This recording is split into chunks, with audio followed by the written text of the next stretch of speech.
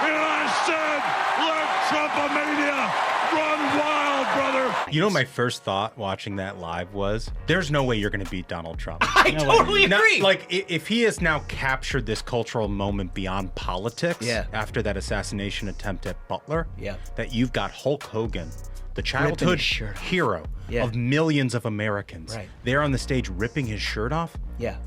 Kamala Harris, you just lost. I think it's actually interesting. You can learn a lot about politics by understanding wrestling. 100%. That was my one takeaway from the Netflix Vince McMahon thing, is if you want to understand how we got to this era in American politics, watch that documentary. I mean, like, look no further than WWE Hall of Famer Donald J. Trump. Right, exactly. Right. America is back. Thanks to President Trump and leader John Thune's working family tax cuts, we stopped the biggest tax hike in history. But that's only the beginning. The big, beautiful bill also cuts taxes on tips and overtime, secures the border, finishes the wall, and protects Medicaid for Americans, not illegals. Leader Thune and Senate Republicans got President Trump's conservative agenda done, providing real relief for every hardworking American that's up early and home late. We're bringing manufacturing jobs back home and making America great again.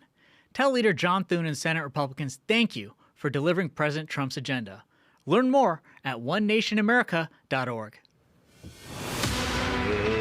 Ladies and gentlemen, your attention, please. Keep the faith, hold the line, and own the libs. It's time for our main event. It is Fun Time Friday with the Ruthless Variety Program. Welcome back. I am Josh Holmes, along with Comfortably Smug, Michael, Duncan, and John Ashbrook, left to right across your radio dial. As always, it's been a hell of a week, one in which here at the end comes with a sadness in the passing with Hulk Hogan, who we're going to talk about this for a minute because, to be honest with you, from my standpoint, as some child of the 80s, tough week for the children of the 80s, by the way. Absolutely. Ozzy Osbourne, Theo Huxtable, and Hulk Hogan. This is a guy who is not only an American icon. People who associate him with just wrestling don't understand what this guy meant to an era, to an entire generation of Americans. This guy was the very depiction of the American comeback, the greatest country in the world. You're coming off the sort of Reagan-era optimism that we were dealing with in this country. He became the physical figure that demonstrated that in a lot of ways, right? Showed up in Rocky movies. It basically invented WrestleMania. I know it's a Vince McMahon production, and he deserves an enormous amount of credit for all that, but he's also smart enough to know that this was the central figure that drew people in, who he was just larger than life, not only through his personality, his physical, however, but then draping himself in the flag and becoming Americana himself, and then transitioning through the 90s and becoming a dark hero in a battle between the two wrestling leagues that stood up in that era, and then eventually coming back and like re-emerging. This guy spent his entire adult life being a center point of cultural significance. And I don't care whether or not you were like a WWF fan or a WCW fan or a wrestling fan at all. You knew who the hell Hulk Hogan was. Yeah, because he transcended wrestling, right? He was, like you said, this American icon. You couldn't live in American culture in the 80s and 90s without knowing who Hulk was. Yeah. It was more than that. He was the Hulkster. It was Hulkamania, right? Like, it was part of the American identity. It's so I actually I didn't remember this until today when I heard of the news of his passing. But when I was a kid years ago, we went to my family was in Clearwater, and we saw Hulk out in No way, really? at a plaza, and I know for a fact my jaw just like dropped. He walked like I'm talking like a foot away from me, and he saw me. He walked by. I looked around, and every dude present was too frozen and shocked to be like, can I take a photo with you? Can I get an Dude, autograph? it's so true. They're like, he's gigantic. First off, he was Yeah. gigantic. Huge dude.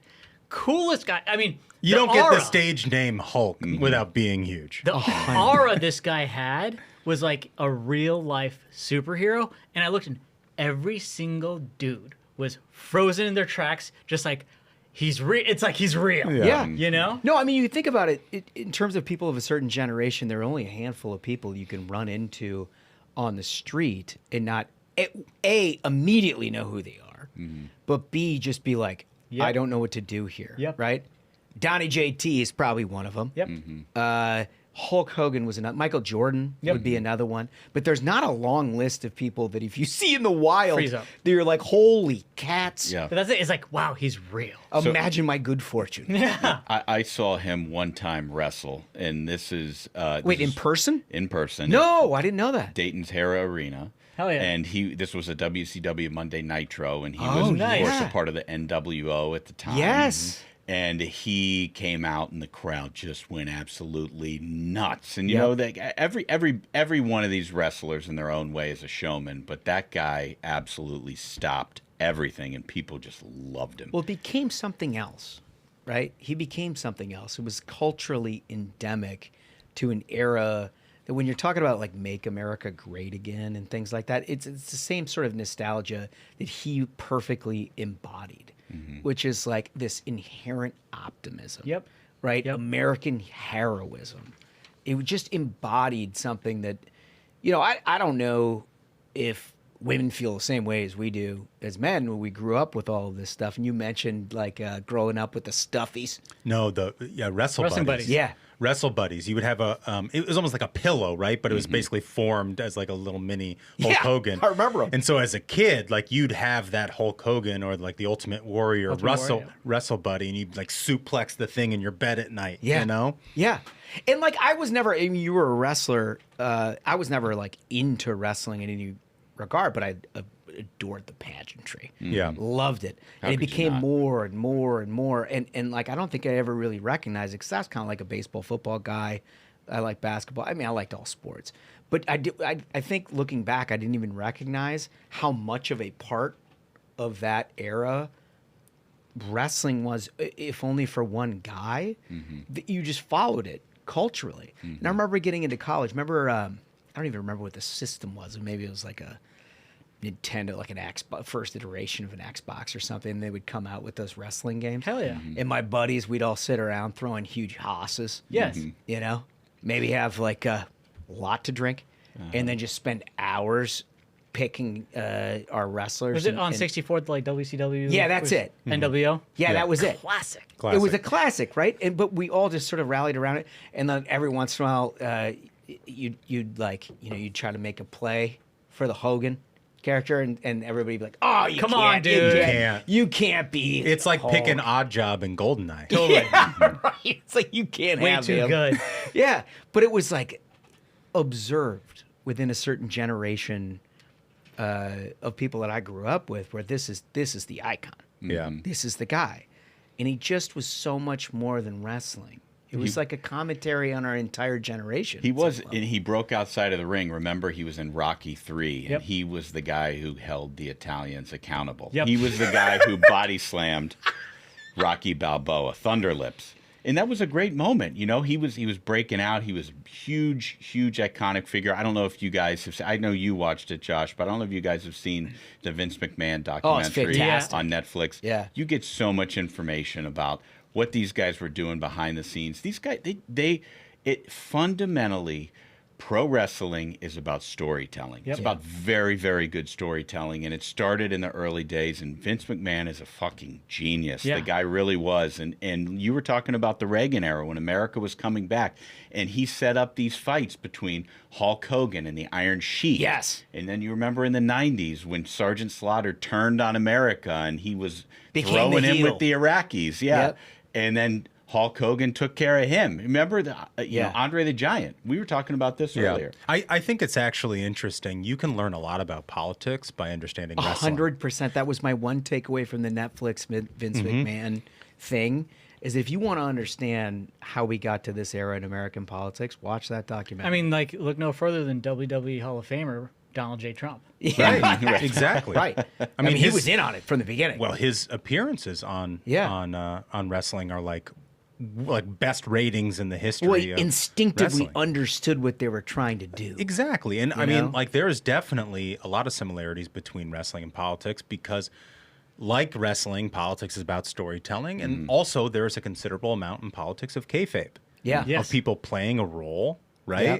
And like part of trying to suss out what's really happening in politics is being able to break the kayfabe of what you're seeing on television. Yeah, 100%. Like you watch Democrats roll out and they're like all of a sudden very concerned about Epstein. Yeah, right. Like, right after 12 years of being like, oh no, there's nothing. No, they like really kayfabe, care. Right, kayfabe. And it's like a full heel turn where they're now like, oh yeah, we've been concerned about the children all along. And I mean that is this era of politics, and it's an extension of a popular culture and a news and information flow that they built. They literally, Vince McMahon built it, but he was always smart enough, and you watch this, to understand who the main character was.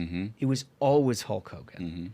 And you talked about Ashbrook. It extends well off what he was doing on screen. Like, he was a good dude. He was. I mean, as big of a character as he was on screen, he had that big of a heart. And one of my favorite videos that I've ever seen on the internet is this guy who's basically our age, who's a dad. He's walking into an autograph signing with Hulk Hogan, and he's there with his son, who's maybe 6 years old. The kid is dressed up, and he's like flexing, and he's like, "Hulkster, I'm taking you on." And Hulk Hogan just jumps up right into character, like he's going to take the kid on. And you could just see this guy, the dad, and you can identify with him because that guy grew up every Saturday morning watching Hulk Hogan. And then on Monday nights when everything switched to WCW, you guarantee he was watching that. He was transfixed by the storytelling. And just to see your own kid walk into a autograph signing and then your hero is like, I am going right back with your son. I mean, Hulk Hogan is a legend. We'll never see anybody like him. He just got it. He got a genre. He understood who he was. He never strayed from that, as evidenced by the RNC convention, which we were fortunately enough to like stand feet away from him as he was delivering that iconic speech last year. He obviously has a relationship with the president and wanted to support him or whatnot, but you could feel in the crowd there was something different when he took the stage. Like, look, great speakers. Everyone had their own message. Really, really good stuff. The place turned into a ball of fire. Yeah. When Hulk Hogan rapped. We got a clip of that, don't we? Yeah, let's throw up clip one. But what happened last week when they took a shot at my hero and they tried to kill the next president of the United States? Enough was enough. And I said, let Trumpamania run wild, brother. Let Trumpamania rule again. Let Trumpamania make America great again. So like, the video, and as you're sitting at home and watching that, does not do justice to what was happening in that crowd. I mean, people would just lost their minds. You know, my first thought watching that live was, there's no way you're going to beat Donald Trump. I totally agree. Like, if he has now captured this cultural moment beyond politics after that assassination attempt at Butler, that you've got Hulk Hogan, the childhood hero of millions of Americans, there on the stage ripping his shirt off. Yeah. Kamala Harris, you just lost. With an entire generation that was Trump skeptical in Gen X. Right. Right? Which, you know, he sort of suffered with a little bit in previous elections. They at least were even Steven, if not a little bit less. And then all of a sudden you see this. And you're like, oof. Like, I know what I feel, and I know who I grew up with, and I know what they think of this dude. And the fact that he's ripping shirts off, not that like one surrogate changes your mind about politics, but it spoke to a moment. Yep. Right. And that's what he did his entire career. He spoke to a moment in time, whether it was the Iron Sheik, or whether it was Sergeant Slaughter during the first Iraq War, or whether it was all these things. Like, he perfectly reflected culture back to you. Yeah. In a way that resonated with people in our generation. And also, you know, we'd be remiss if we didn't bring up he's also a patriot in that he destroyed Gawker. Yes. A left-wing, horrible, quote, news organization. It was like the real beginning of the openly, like, left-wing activist media. Yeah. And he just stomped that rat's nest into dust. gone. And it was such a wonderful day. I remember when they had to go bankrupt. It was such a wonderful day. Well, and Amanda from our, team reminded me that not just Gawker Media, but Gawker Media also was the holding company for terrible rags, Deadspin, right? Deadspin, Jezebel, some of the worst places on the internet. Yeah. No, I mean, it's just what a patriot. Yeah. What a patriot. And you guys, you got to see it in person. Think about that. I mean, this is like nobody's ever going to see that again. I know. You know what I mean? What a very, very special moment to live and see in person. It's a cultural icon that is lost on much of the left, right? Because we just endemically know it.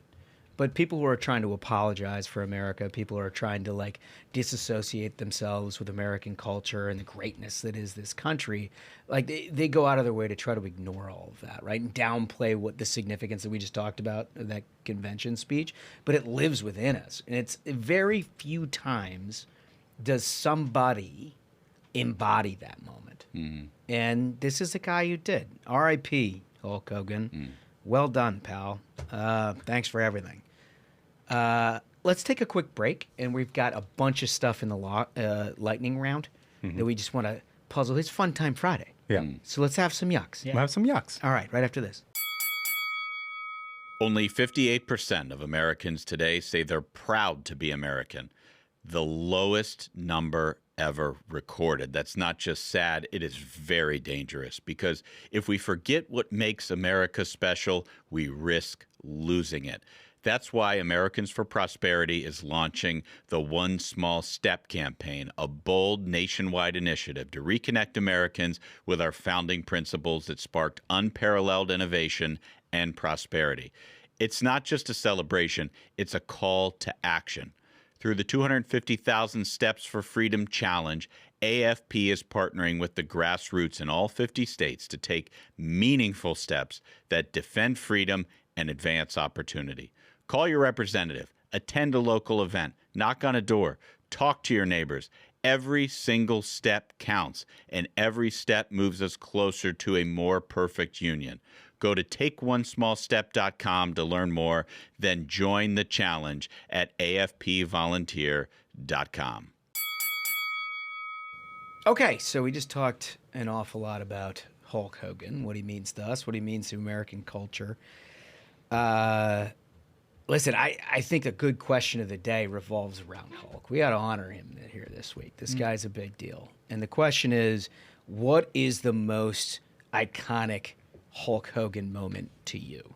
Great question. People of a certain generation will have all kinds of different points of view. And for those of you who are younger, like it all stems from the convention of last week. And then, look, he's still been around. He's still been part of, whether it was the Deadspin thing or, all the reality show. The reality show. For me, it's the heel turn, like in the mid-90s. Oh, going to NWO. NWO. But what's so crazy is like Hulk going to NWO made NWO popular. Everyone got NWO. Dude, not only that, it revitalized all of professional wrestling. 100%. 100%. So that's our question of the day. You weigh in when you like and subscribe to the Ruthless Variety Program. We read all of your stuff, and then we repurpose, summarize, and give it to you back in the very next episode, which in this case is Tuesday. Which, by the way, next week, do not miss. You don't want to miss it. Do not miss. We got some unbelievable stuff in the works for next week. So get on that. What we've got coming up is your comments from our last episode, which we threw open the floor, if you recall. Yeah. Obviously, we had this big announcement with Fox, and gives us an opportunity to spread our wings a little bit, but we wanted to ask you, the listener, how you would go about doing that. Like, what are the things you want to see more of? And I thought it was really instructive, honestly. The best producers in all of media are our audience. It's 100% true. So we asked you, what do you want to see more of? And when we read these back, we always start with a voice. Okay, first comment comes from Tony Battinger, and Tony writes, question of the day, would love to see you all on Gutfeld. I couldn't agree more, Tony. It's great. We've talked to him about it. The thing is, first of all, Gutfeld's show, crushing. Yeah, it's the number one show on Late Night. He's the number one guy on Late Night. Crushing. We find it endlessly entertaining. Love the stuff. We haven't had the opportunity to do it in large part because it's New York, and we got to get up and down. They count on us to sort of hold it down here in D.C. in a lot of different ways. But I know we're going to have another opportunity to do it, and we'll talk to them about it. That's a great idea. Yeah. Yeah, I love it. All right, what else do we got, Dunks? Comment 2 here from John Ritchie. John writes, y'all should do some live in-person game show type events. Let subscribers apply to participate in some Dem or Journo games. Get 5 in a row right, get $1,000. Run some King of the Hill cage matches. 8 people competing in a bracket-style playoff judged by the fellas. Audience is tiebreaker. He's really thought this all out. This is really good. Brilliant. It's summer in D.C. It's hot. It sucks. Agree with that. Let everyone else go outside and protest while we're drinking and watching the Ruthless Games live. Yeah. Well done. John like Ritchie, it. I think we have a new producer. John Ritchie. Do you think we could put Smug in the dunk tank for this? Great idea. I think we could raise a lot of money. Oh, yeah. I do anything for charity. I'll say that. I'm well known for this. Oh, and everybody says that. I think Rubio would be lined up with a lot of baseballs. You're like, my 9th job, pitcher. We'd have to put a fence in front of Smug. He'd want to go high and tight with a lot of that. Want to go high and tight with a lot of that. I love it. All right, Smug, what do we got for comment 3? Comment 3 comes from Carol Clemens, and Carol writes, besides the hilarity of the regular episodes, I've really enjoyed the location podcasts like the Iowa State Fair, the Republican Convention, Fishing with JD, etc. I hope we can have more of on-the-road adventures in the future. Carol, 100% right. Those were some of the most fun times you've also had doing this show. 100%. I mean, it was every single one of those examples, like Fishing with JD, that's like a pinnacle lifetime memory, the amount of fun we had there. And I have a feeling you'll be seeing a lot of cool stuff like that soon enough. I totally agree. That's where we get to meet an awful lot of you, which, believe it or not, is one of the highlights of what we do, is getting to see you all in person. I will say, last night, Johnny and I, we went to Chicago. Yeah, the concert. Yeah, the concert in Chicago, which, it's a little bit of a flyer, right? I mean, we're by probably 15 years under the median age of a Chicago. We enjoy Chicago music. By the way, good Republican band. Yeah. They're Republicans. Like Peter Cetera, I think he was a Huckabee guy. Yeah, he was. But an older audience. But it's definitely an older audience. What's on tap at a Chicago concert? Is it Metamucil? Wow. Fresca? Whoa, easy. Sanka? Good times. It's a good question. I mean, look, there's painkillers involved, no question. I saw a lot of hobbling on the way in. Oh, no. But I will say, like, very nice people. Everybody was great. I'm sure. And a few people came up to us. I saw several people that are fans of the show, but one of them in particular stuck out. This guy walks up to me and goes, "Josh," like out of nowhere. And I'm like, "Hey, yeah. How are you?" I kind of reached out my hand, and he's like, "Titsman." Titzer. Titzer. Yeah, Titzer. I'm sorry, Titzer. If you recall, we've read 2 comments from the comments. Titzer. Yeah. And our conversation was like, if you can make it out of high school with a name like that, like you really got it made. Titzer was at the concert last night and like just recognized by voice. Amazing. Did you talk to Titzer? I tried to. At the intermission, I walked down and I saw where Josh was talking to David Titzer, and I was like, I got to meet this guy. I really want to meet him. And I think he was maybe going back up to the concession Did he stand or talk something. about his high school experience with that last name? I mean, we mentioned it, but he didn't Yeah. go into grave detail. We only had a minute because I was trying to find everybody that was in the middle of it, and it was a little bit chaotic. But I was just blown away. I was so happy to meet him. It was just a terrific guy, by the way. The first thing he said when he walked up, he was like dying laughing. He was like, "You will not believe who I just met." And I was like, "What do you mean? It's who's here?" He's like, "David Titzer." I was like, "No way! No, the guy's a legend. He is an absolute legend in the program lore." Wow. The other observation is one that Ashbrook made pretty early on in this concert, which is, Chicago was legendarily head by Peter Cetera. One of one voice. Iconic. Right? For those of you who've listened to that kind of music, there's like one guy who can do it. They found a really talented guy that sort of stood in for him. Cetera said he was, like, so much so he didn't even show up at the Rock and Roll Hall of Fame induction. Like, I don't know what's all going on, but he's got to be pissed about it at some level because they've got this new front man, and you can hear this dude singing satirist songs. Mm-hmm. So, your observation.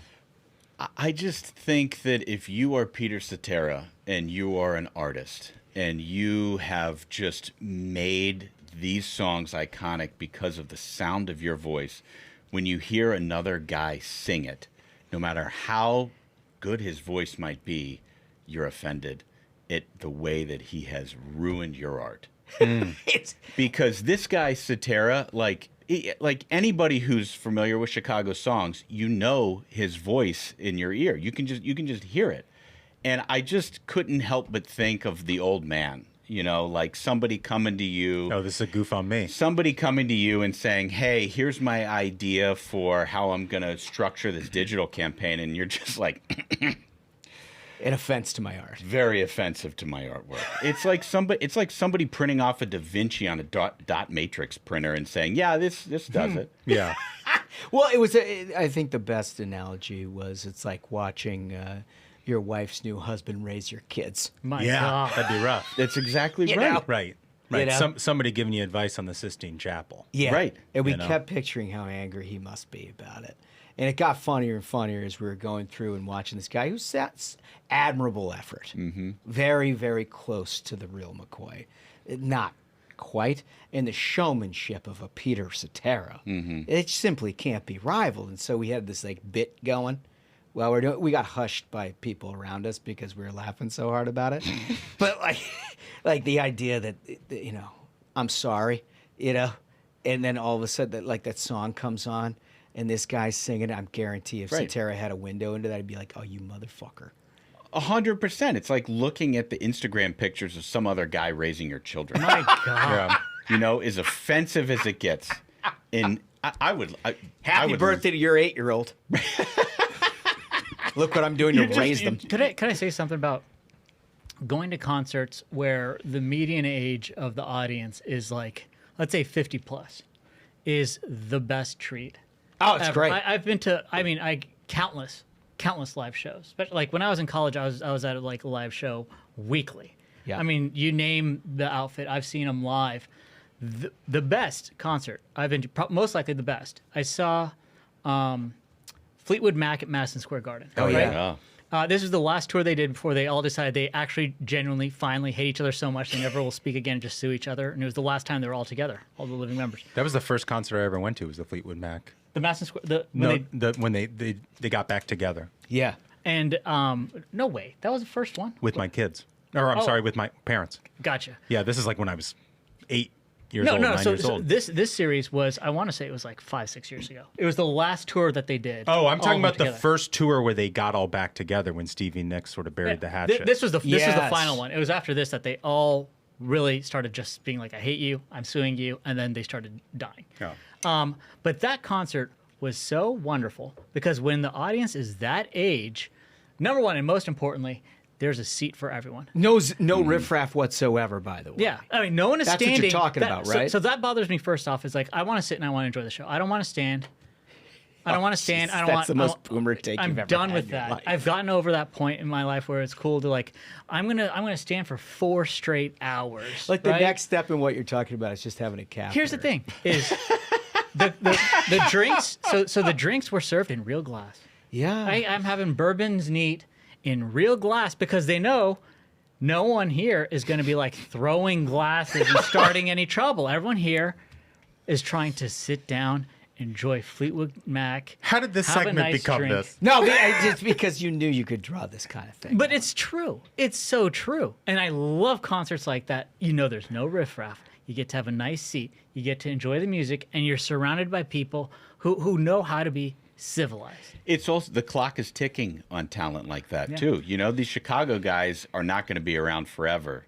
Fleetwood Mac not going to be around forever. The Beach Boys, as evidenced by what happened in the last couple of months, Brian Wilson, God rest his soul, not around forever. Mm-hmm. You have to take your opportunity when those moments arise. Hulk Hogan ripping his shirt, saw it in person. Yep. Not around forever. No, it's a good point. And it's also the genesis of an awful lot of music, whether or not it sounds like it or not, because people were raised on what they were doing. I will say as an aside, trumpet player looks exactly like how Ashbrook's going to look when he's like 75 years old. Every time he came on screen, I erupted into laughter. It was like Ashbrook's face and Ashbrook's like stance and a full horseshoe. Like hairline. Amazing. Oh, dude, it was so good. If I could play the trumpet like that, I would gladly accept the characterization, because what Chicago has done is shown everybody that the brass instruments can do more than just play when the Saints go marching in. You know, there's actually something There's interesting. music behind There's it. music. Yeah. And you know, you're saying that, like, you know, you got to catch these acts while you can. And another great example is Ozzy had his farewell concert, what, like 2 weeks ago? Yeah. And it was like the all-star of all-star lineups, where it was basically like every rock and metal outfit of the past like 30 years paying tribute to Ozzy. I mean, and you know, that's awesome. He got to see that, and you know, basically all these bands paying homage. Yeah, I mean, I saw Petty's last tour. I'm all Did you really? forever Man, grateful I wish for I could that. have seen him live. It was so good. I mean, I'll never forget it. We saw Gordon Lightfoot when he was like 95 years old. We saw Christopherson. Yep. Yeah. And Lightfoot. I mean, it gives you a little insight of the fellas. Like, look, we like the new stuff and we like whatever, but we also like the roots. I don't like any of the new stuff of these things in many ways. And like, if you don't like Chris Christopherson or what Gordon Lightfoot did and its influence on an entire generation of music, like, you don't know music. Right. You just don't know it. Those are legends. What's a live act that you wish you could have seen or haven't seen so far? Waylon. Yeah? I would have loved to have seen Waylon live. That I would have killed to see that. The guy was a showman. Mm-hmm. Just awesome. And didn't get a chance to do like the whole Highwaymen thing. And to me is like the greatest compilation of musical artists on one stage ever. And the fact that they did it kind of without ego, just because they wanted to, because they were friends for a period of time. Oh, you know, so good. For me, it's one modification on Waylon. It's the whole Highwaymen. I mean, I would give anything to be able to see those guys in person. Duncan? Velvet Underground. Oh, that's good. Yeah. Great answer. That's a really good answer. Yeah, I mean, if you don't know Velvet Underground, they basically were the inspiration to the entire generation of alternative rock in the 60s, 70s, and then you heard it show back up in the 90s. And, you know, with Nirvana and things like that. Like this was the band that not everyone had heard of, but was the inspiration to everybody who was critically involved in music. That's a really good answer. So they're back together. I'd love to see Oasis, and like apparently their live shows I are heard incredible, because like the brothers hate each other. And like, you know, Sirius folks who work at Sirius, you probably could get me tickets. I do have a lot of friends who are like, hey, do you have a line in on Oasis Ticks? Yeah. They're playing Chicago, so like, Sirius, man, I don't that's, know. you know, you could just send I me love you're like fully shaking make it down happen. someone we don't work with. He does that like every episode now. It's completely It's a shakedown.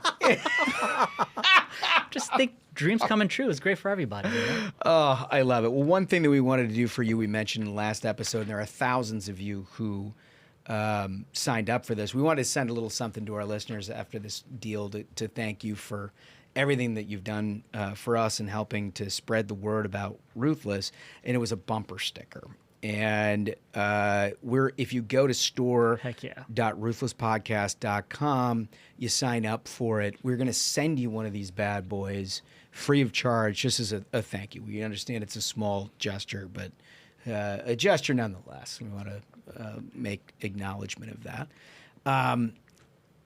Next. So, you know how we get trolled by members of Congress every once in a while? Yes. And like they think it's fun to goof on us because we goof on them. Yeah. And they come in here every once in a while, like drop by, just sort of like to goof. To goof. We had maybe the best one we've ever had today because it wasn't directed at any of the fellas. It was directed at Wolf. Yeah. It's amazing. Congressman Pat Harrigan showed up with this cake. Now, many people know him as like the best member of Congress from the North Carolina delegation. Lots of folks are saying that. I mean, you're going to offend the rest of our fans. Congressman Hudson, if you're listening, you're awesome. We too. love you. We love you. No, but like this cake, first of all, you see it, right? Let's get a close up on that. There we go. So what's the story? So he I sends do a remember note this. along with this, and it says, Josh, Michael, John, and Smug, congrats on your deal with Fox and becoming the #1 podcast in American politics. I know that your success is really due to staff behind the scenes, and I'm sending this crayon cake that should prove to be an irresistible temptation for some who may have served under the quasi-venerable Navy subservice. Wow. a direct shot at the Marines and Lee Wolf. Right? Says, keep up the great work. P.S. I asked for a Crayola cake, and they basically gave us a pride cake. It's DC. You get it. Very respectfully, Pat Harrigan. What a legend. I'm not sure that there is anything you could do to clear-cut Wolf worse than this situation. Yeah. And they had, for those of you who know the backstory, when he came in here, we had a great conversation. We all got along immediately. But then we introduced him to Wolf. Obviously, this is our resident Marine, the guy that keeps us on schedule. Did a few tours in Afghanistan, kept everything all set. Thought they might have something to bond about. Immediately, they got into a fight about what branch of service that they were involved in. Harrigan was with the Special Forces in the U.S. Army. He's like a Delta guy. Wolf, and he had a couple of conversations, and he felt it incumbent upon himself to try to enact dominance. Yeah. And that's what we have here in this various cake. Wolf, how do we feel about this? Not good, Josh. You know, my favorite part of this is they didn't like send a courier or someone from the cake shop to drop this off with a note. They sent staff. Oh, yeah. With smiles on their faces. They couldn't wait. Oh, man. They couldn't wait. Well, he tried to hand deliver it the day before yesterday, coming back from the White House. Yeah. And we were off doing one of our things, like one of our media hits or whatever. And so he was like, no, make sure to the staff, make sure that this goes directly in all of their hands because we want them to all see it. Wolf, you just got drug, buddy. You got drug. Harrigan is the best. Like, for folks who may have missed it, go back and see that interview and you'll get it. I mean, that guy is something, all-star. 10 of 10 guy. 10 of 10 guy. As we found out with so many of these people who they get caricatured in American politics, and we don't really know them beyond what the quote is and something. And then we have them in here, and you get a chance to talk to them, and you hear the life story, hear why they're doing what they're doing. It was like 2 minutes into that interview, and I was like, oh, this is one of our guys. Yep. This is he one is of our something guys. else. Just an incredible dude. Can't say enough nice things about him. That was hilarious. Yeah, it's very funny. And you know, if you can direct your trolling, this is to the members of Congress who are listening, if you can direct them at Lee, much appreciated. Yeah. Michael Duncan is also a possible target. Oh, yeah. Well, he's been a target A1A. Kennedy just absolutely he just loves crushed him. him. All I'm going to say is, like our president, I like to counterpunch. So beware. You're very good at counterpunching on everybody I've seen except for Kennedy, who delivered like two Well, I was overhand gonna rights to embarrass your him on face. our show? I'm not sure you could have. I could He's have. very quick. I don't know, man. Senator Kennedy. I mean, he opened up with like talking about your first sexual experience. I don't think we ever could have recovered from that. It was not good. It was not. I'm just saying. I'm just an objective. And his delivery was exquisite. Cool. All right, so next segment. All right, hold on. We're going to go to a break, and when we come back, we've got a whole list of things that we want to get to, including the Pod Bros coming back off what Hunter Biden was saying. I can't get enough of the Hunter Biden stuff. If I could play his clips the whole time, I would. And then we've got just a bunch of other stuff that you're going to absolutely love right after this. Hardworking Americans know when it's time to roll up our sleeves and get the job done.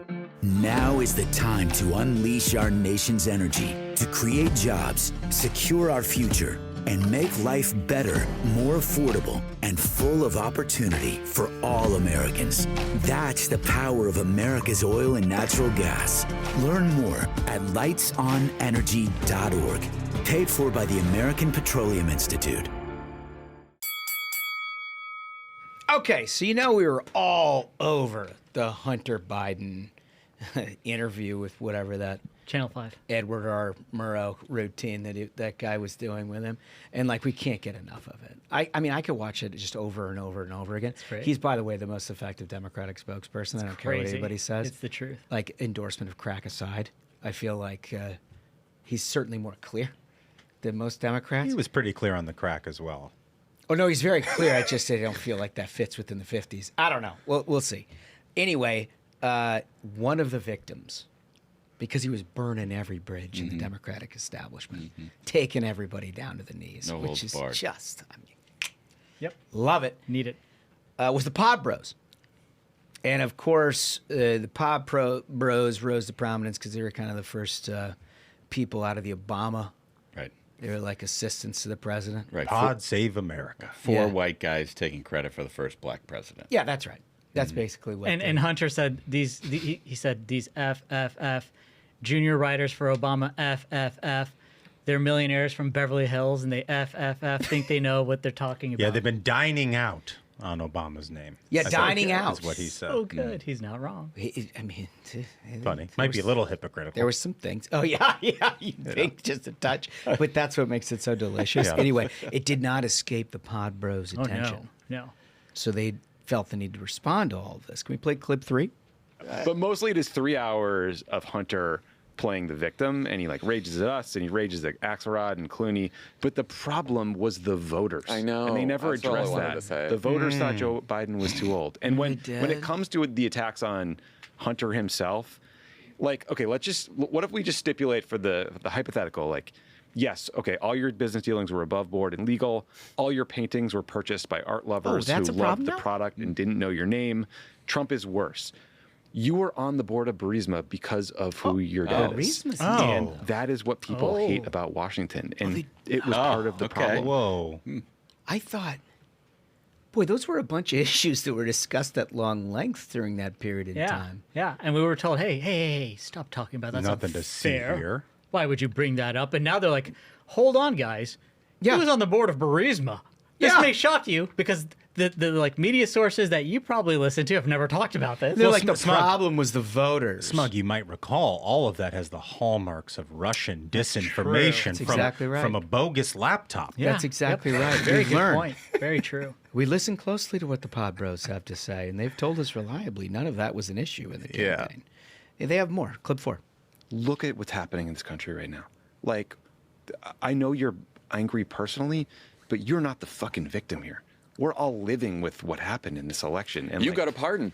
You're fine. It's just utter lack of self-awareness. It's the shamelessness that really gets you in the end. Oh, it is, isn't it? Okay. Can I make a comment? Yes. Yes. Just want to say it's like, former crack addict, son of a former president who had to get a pardon, attacked me with a string of F-bombs. I might bring a little more energy to my response. Dude, it's so true. It's like, I don't know. The dude literally has a bastard child with a hooker. Yeah. A stripper. A stripper. I'm sorry. She's an entertainer. I guess we don't know that she was paid for. Yeah, no, that was too strong. I apologize. Wait, no, the proper nomenclature now is sex worker. Okay. Okay. I'm offended at both of you. Okay. Well, you know what? I retract all of that. All I will say is it took 2 years for the former president to acknowledge that this event even happened. Right. Right. Talking about all his various grandchildren, the bastard child notwithstanding. All seem like things that would be something you would want to talk about if you were considering, as these people deeply concern themselves with their electability of preserving democracy. For God's sakes, it's about democracy. Certainly, you wouldn't want to paper over things like all of that. But I didn't hear a lot of talk about Burisma before now. I didn't hear a lot of talk about. Are you sure? Are you sure that this isn't something they've been talking about for a long time? Are you sure they haven't been going after? They didn't go after Biden before the election? Well, you know what's funny is because one of the things that popped up that they say here in this next clip is that everybody knew about the age problem.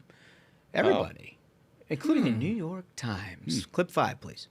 Like the New York Times poll in February, 61% of Biden 2020 voters said he was too old to be effective. And that concern cut across generations, gender, race, education. Hunter does a whole thing in here about, like, you know, we didn't know what the black voters of South Carolina. It was everyone who thought he was too fucking old. 20% of Biden 2020 voters in that poll said he was no longer capable of handling the job. This 20% of his own voters in a poll in February. On the eve of the debate, 86% of Americans said Biden's age was a major or moderate concern. That was before the debate, 86%. Well, you heard it there from Favs. They were well aware of the polling. They were extremely concerned about this finding that the gray lady, paper of record, had come stumbling across in 2024, much to the amazement of the liberal left. But these folks were all over it, that Joe Biden was in fact perceived to be too old. Yeah, they're like, there's this polling that was so clear that in February of 2024 that Biden, his own voters thought he was too old to run. He would be effective. So, of course, all of us talked about that at long length and made sure that all of the primary voters across the Democratic universe, when they were canceling all of the primaries because they didn't want any race against Joe Biden, were well aware of the folly that they were about to undertake. Let's just go back to the exact same time period, February 2024, when the poll came out. Oh, that's a good idea. Yeah, let's see what the Let's just see what Bros they had to say. Clip 6. Keep in mind that the memory issues were around what year something happened. Years of vice presidency, year that Bo died. And as he did in the press conference, he said, because Bo died around Memorial Day, and he said every Memorial Day I remember going to the cemetery. So of course it's around Memorial Day his son served. He knows the date. The report says that he forgot the year. How many times? Like, do you guys remember exactly when we started Hulkamania? What year? What year? I guess. Yeah. Like, how long have we been doing? Like, years are tough. Years are not to like excuse the whole thing. But again, I personally do not think Biden's problems are that he's forgetting things, right? Like, everyone around him says he's super sharp. Everyone around says that, like, he's totally with it. I've had that experience in the last couple of years. He I has saw had him. that experience, Like, he said. I get it. The problem is we keep hearing this from people who know him and have worked with him. Even Republicans are saying it, that he's still sharp, right? There's a quote from Kevin McCarthy saying he was super sharp. Everyone's saying that, but then when people see him on television, they're seeing something different. So it's up to him to close that gap. Yes, I think this report is not how we found out that Joe Biden has a memory problem. This report feeds into a perception. That perception could cost us our democracy. It absolutely could. But it's a super weaponized perception, right? Like, this Robert Hur is using the imprimatur of the Department of Justice to put his own subjective characterizations of a man's memory and age into this non-charging document. It's an outrageous thing to do.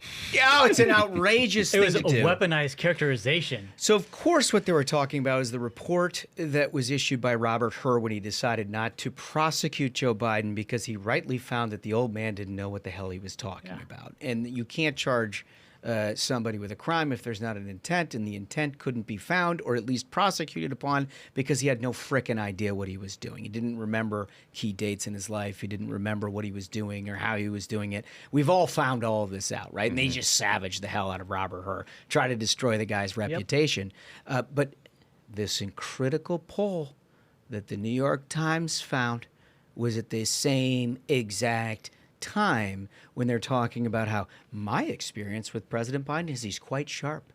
It's the shamelessness that gets him in the end. So they were just that in February of 2024, they're telling everyone, no, Biden is sharp as a tack. He's good to go.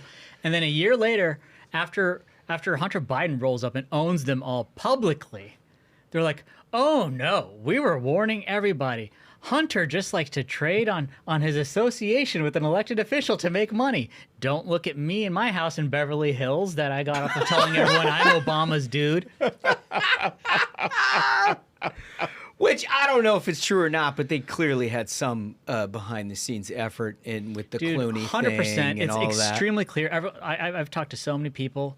Believe it or not, I talked to a lot of Democrats, whether they worked in a previous administration. They love dishing on each other, especially during primaries, because they know I can attack them and they'll be like, oh, look, it's the Republicans are being it. But anyways, I've heard from like, I'm happy to do it. I'll do it always. And they love me knifing Dems. But anyways, they've told me that Biden world and Obama world hate each other so very much. This has been just a long-standing feud. It's because Michelle is like best friends with Hunter's ex-wife, who he like cheated on multiple times, drugged through hell and whatever, and that's always bothered Michelle Obama, who of course as any husband knows, if your wife's bothered by something, she's going to bother you about it. So he's probably like, oh, God, I'm over this shit too. Well, and then Obama passed over Joe Biden for Hillary Clinton in 2016. And he's never forgotten about that. That was the whole chip on the shoulder. He's pissed right from the jump. Yeah. He's pissed about the whole thing. But I think it raises a larger point, which is these guys were more than happy to go along with the establishment line as long as it got them a little further down the road. Yep. We talked about this last episode. None of them believe in a goddamn thing. Yep. They are quite literally funded by Soros. They got a massive investment round from George Soros. Is that right? That's 100% true. Yes. Massive amounts of money, right? And they've been happy to be Obama's hatchet man because then they can use that to bring in more money and help perpetuate that. Like, oh yeah, you know what? We still talk to Obama. Obama doesn't give a shit about you. Dude, you know what the best irony of all of this is? So you remember, what's that goofball? Tim Miller, he's become a psychopath too. He does some Bulwark. Podcast, Bulwark or whatever he is. Who, you know, like is one of the worst Republican operatives in history, and that he lost like basically everything he touched in his entire career. Well, as soon as he lost like his last one, which I think was like John Huntsman or something like that, he threw in with those cats. Yeah. And they were like, oh, yeah, maybe we'll have like a apologist Republican to come in and tell us how dumb we all. They gave model. that guy a segment called the Cuck Zone, and he took it. He took it. It was called the Cuck Zone, and he took it. And it lasted right up until the point where he was working for an organization that was attacking George Soros. Because George Soros, of course, was their benefactor, as we've come to find out. But the best reason is that it showed up in the New York Times, obviously, as it does, as he was attacking George Soros, and they all feared it was anti-Semitic. Yeah, yeah. I mean, they didn't actually. It was a made-up thing. Of course, but fast forward 10 years, who do you think is bankrolling the Palestinian uprisings on campus? George Soros. George Soros. The DAs that led to the crime waves across the country. This is what when we unpack our brains for you all, like it sometimes gets cluttered, and because there's so much of this stuff that we've been surrounded by that we can't get it all to you at the same time. But this is one of those moments where there were people who lost their jobs and their livelihoods for attacking George Soros. Because it was deemed to be anti-Semitic by the New York Times. And if you fast forward, at the time, but fast forward 10 years later, this is a guy whose organization is literally funding anti-Semitism across the country. They're literally funding it. They're encouraging it. They're trying to sort of embrace the Hamas caucus, the Michigan problem that Democrats have. This is how murky this Democratic world gets into, and these pod bros, God bless them, are trying to like sit on top of that and maintain popularity. So they just kind of go along for the ride until they get attacked, and they're like, oh, yeah, well, everybody knows. Well, I don't know if they can maintain popularity because we beat them on the charts, but they're trying to maintain their gravy train of money and relevance. And this is the kind of stuff they have to defend themselves because, as you were saying, so like Tim Miller, the New York Times is like, this guy's anti-Semitic. They kick him off the show because they're like, oh, yes, after a great reflection, we've decided Tim Miller is actually anti-Semitic. And Tim Miller comes crawling back years later. Yeah, he's still there. I mean, it says a lot more about Tim Miller than it does anything else. But, I mean, the point remained that happened. That was a moment in time. And then I fast forward to that conversation we had about, like, Colbert and late night shows and, like, you know, pop culture and how the left has just sort of like turned it into an entire advocacy apparatus. Like these fucking schmoes who've been lying to their audience forever had an HBO show. They were on late night television with, I don't know, I think they did Colbert. I know they did like Seth Meyers and stuff like that. Like this is what we're talking about. Like it used to be Tom Cruise and Brad Pitt. And now it's these guys who are like deputy speechwriters for the Obama administration. You know what I mean? Like it's a whole cultural phenomenon that you need to wrap your head around to understand just how deep the problem is and just how important it is that Trump is breaking this. You know, and the one thing that I keep hearing over and over again from Dem consultants who I talk to is that rank and file Democrats out there in America are demoralized. They're like, what are we supposed to do? And I've always been sort of reluctant to believe it. I've sort of thought that they're just playing the expectations game, but they insist Democrats are demoralized. After watching these guys for 35 seconds, I understand why. They're I get demoralized it because your they're like, spokespeople have no idea what they're doing. And it's funny they have to respond like that because I mentioned on X I was tagging them in the videos of Hunter owning them, and they're like, "Oh no, all these minions! God bless all the minions." They went after him.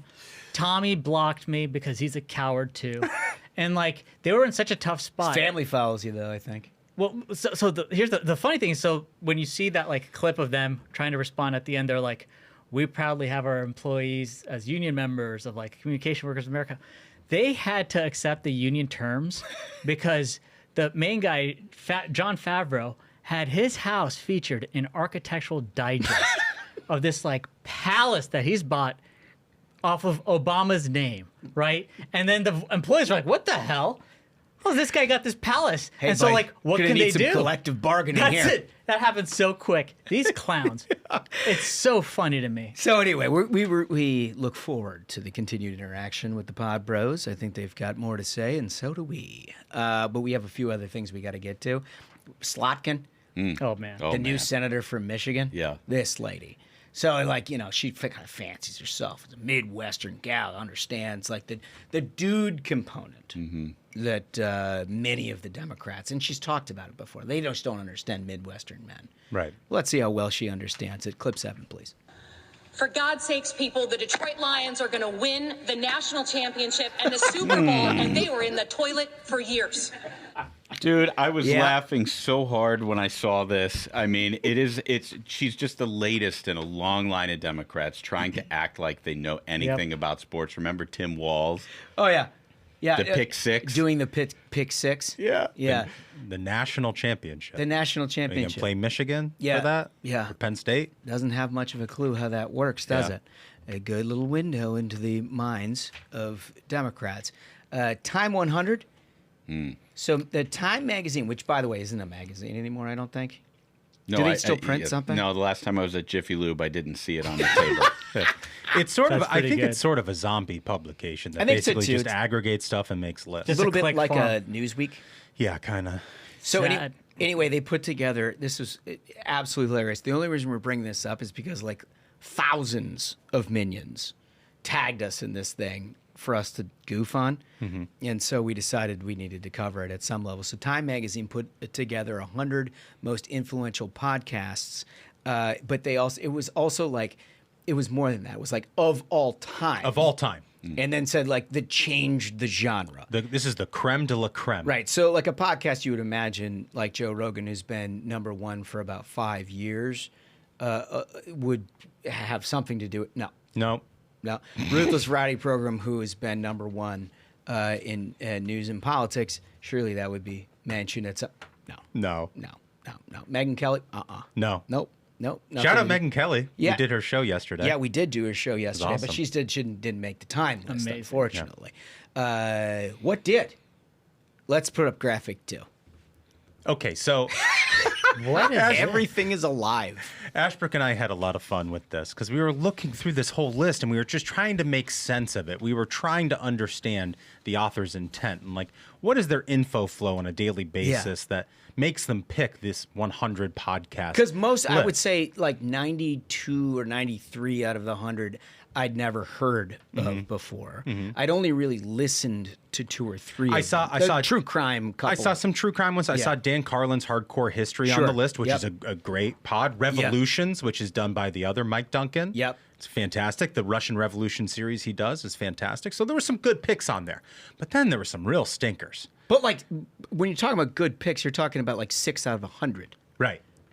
So the stinker category, you found at least a couple that we wanted to highlight. This one in particular was one that you thought was amazing. It's called Everything is Alive. Interviews with inanimate objects. How does this happen? Change the genre, Michael. I don't know what the hell your problem is. Joe Rogan interviews Bernie Sanders and Donald Trump, and they pick the interviews with inanimate objects over that. Ashbrook, can you read the write-up on this esteemed podcast? In the quirky Radiotopia gem, Everything is Alive, which ran from 2018 to 2023, from a podcasting vet from Wait, Don't Tell Me, which is an NPR show. They interviewed inanimate objects voiced by improvisers. They brought deadpan delivery, and the interview show, depending on the episode, could be hilarious, shocking, informative, and even profound. In one episode, a grain of sand explains that he would use the pronoun we. Oh, my God. I just can't get enough of it. It's so good. Oh, God. Just absolute brain damage. There's more. He used the pronoun we because he's part of a larger collective and argues that if humans adopted a similar philosophy, they'd be much kinder to one another. It always is that. If only communism. Yeah. Like, it always goes back to that with these people. Top 100 most influential podcasts. All time. All time. Change the genre, they say. But you know what? When I read this, I was like, man, I've forgotten that Time magazine exists. We talked about this a second ago. But you read it and you're like, this really is a throwback. You know, like this is what the media tried to do before independent media took over. This is what the legacy media, they tried to shape. They tried to put you into a category that you should be interested in. They tried to shape what everybody is allowed to listen to. And it's really like looking at the last page of the Sears Roebuck catalog where they list websites you should go to, but they don't include Amazon. They don't include Walmart because they know. Dude, you're right. They know that everybody's looking and listening to those things. It's true. Dude, that's a good point. I also think it's a window into their worldview about news and politics, right? Like, so in this 100 best podcast list, I think there's like 3, maybe 4 political or news podcasts. And one of them is Ezra Klein, you know, his whole abundance agenda thing. And it's like, if you really like go into any of the things that really are news in this list, it's all this sort of like failed neoliberal worldview of like, if we just understood and did the right things and read the right pie charts, we'd figure out how to fix democracy. And what I love about that worldview is it's so divorced to the way that most Americans consume politics or want to discuss politics. Yes. Like the people who made this list are the type of people who liked homework in high school. Right? You know? Right. And they're like, no, you don't understand. I understand this podcast isn't informative or entertaining, but that's the charm of it. Yeah, it's a slog to get through. 2:59 and 45 seconds before the bell rings, they're like, "Teacher, I'd have one more thing that I'd like to discuss." It's like the hipster who's like, "You just don't understand it." Yeah, it's actually good. It's actually good. We talk to sand. Oh, but it shows 2 things. One, it shows that libs hate audience. They want to tell their audience what they're supposed to think. The truth. They think they're better than everybody out there who's trying to consume things for entertainment or to get a little bit more information. Yeah. And the second thing it tells you is that all they want to do is control the way you think. Yes. They think that they're so much smarter and so much better than everybody else because they grew up in Brooklyn. And if you grew up in Topeka, you know nothing because I'm from Brooklyn. So therefore, listen to my podcast where I interview inanimate objects if you want to get smart. It's so good. It's so good. Got a couple other things for you. Apologies to our good friend Hugh Hewitt. He's a diehard Cleveland Browns fan. I know how difficult that must be. I'm a Viking fan. 0 titles for us, but at least we make the playoffs every once in a while. This poor cat. They have to settle for things like helmet revealings. Oh, no. Let's go to clip 8. There's the new helmet of the Cleveland Browns. We're filming it. Oh, no. Oh, no. The social media manager for the Cleveland Browns is there to get a close-up of the new helmet. He falls off a barge directly into the water. You know, I hate to say it, but it's par for the course for the city of England, city of Cleveland, who has had such a difficult time with water around their city. Not only has it started on fire, but you remember the big balloon release, where all the balloons went into the water and killed the fish and stopped the air traffic. Cleveland has a terrible track record. Didn't they have like a river catch fire or something like that? Yeah. Oh man. I mean, you could tell there's some Cincinnati going on here. If you grow up in Cincinnati, you're conditioned to hate the city of Cleveland. It's just the way it is. Sam Weish, in his famous speech to the Cincinnati Bengals fans when they're throwing beer bottles on the field, he was like, "You don't live in Cleveland, you live in Cincinnati. Get your act together." It's funny. I do love Hugh. There's one more angle on this. If we could play clip 9, this is courtesy of NFL memes. This is the perspective. So here, there it is, right into the drink. Right into it. Yeah. There it is. Nothing but water. Sorry, Hugh. It just had to be done. He's a Browns fan. He knew what he signed up for. Yeah. Clip 10, we got the Savannah Banana performer, who I think I love the Savannah Bananas. By the way, I think it's like terrific entertainment. They've like redefined entertainment sports in many ways. Can we play clip 10? Oh Jesus!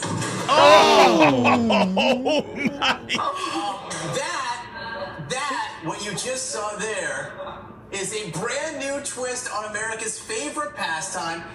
Oh my goodness. So it's perfect that it happens on CNN. Yeah. Right? So this guy comes out, he tries to do a backflip to kick off a segment about the that looks Savannah very Bananas. He doesn't get all the way around. He goes right onto his face. The microphone pops off, and then it flashes to the CNN guys who are like, well, that didn't go well.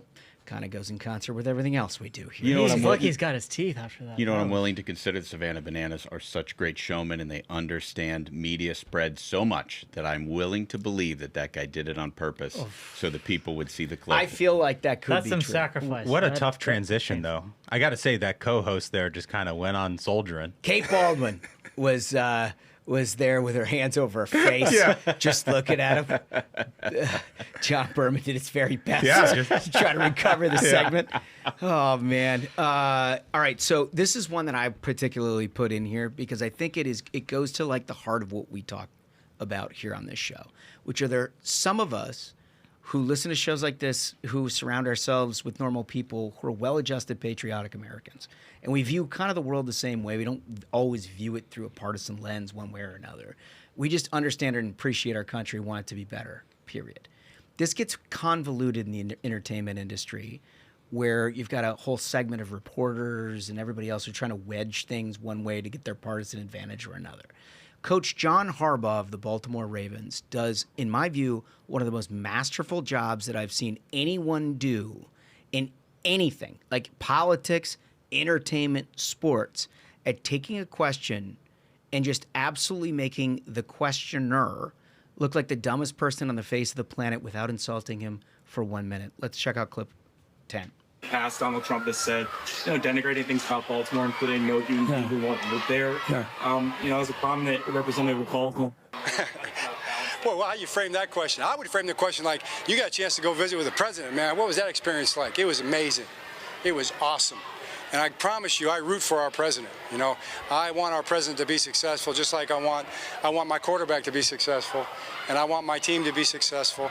And it was an amazing experience. It's not often you get invited and you get a chance to do something like that as a family. That's it. That's how it's done.